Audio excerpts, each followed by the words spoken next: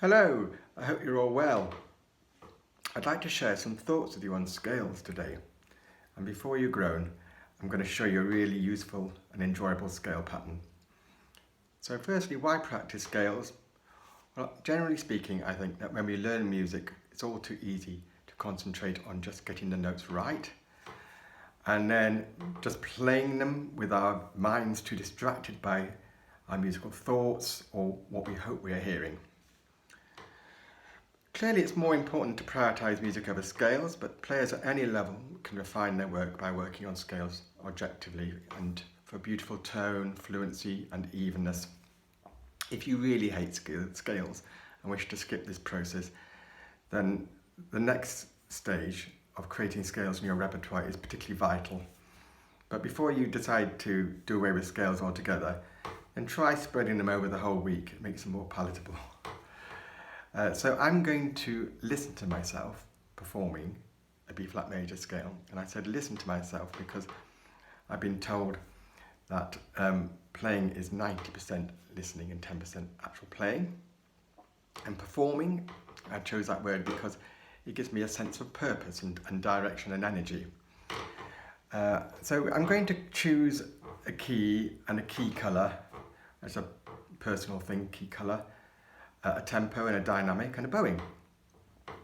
And let's bear in mind that the word scale comes from scala, Italian, meaning a ladder. So I'm going to try and play with a sense of achievement as I ascend to the top and as I descend back to the bottom, a sense of satisfaction as I get back down to ground. The scale pattern I'm using is one that was favoured by Galamian.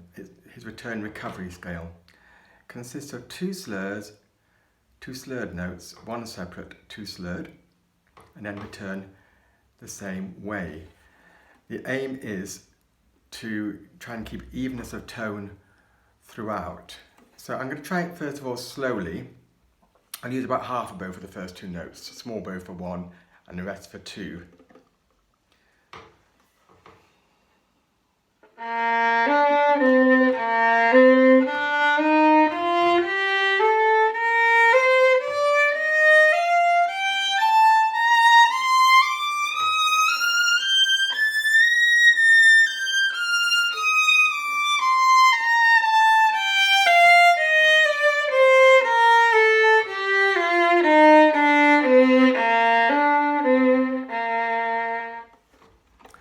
If you play faster, then reduce the amount of bow, simply reduce the amount of bow.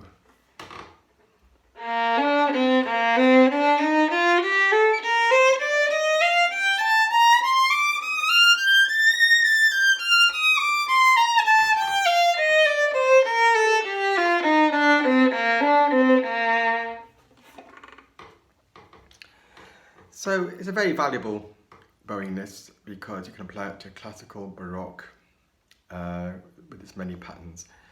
To summarise, try and enjoy your scales.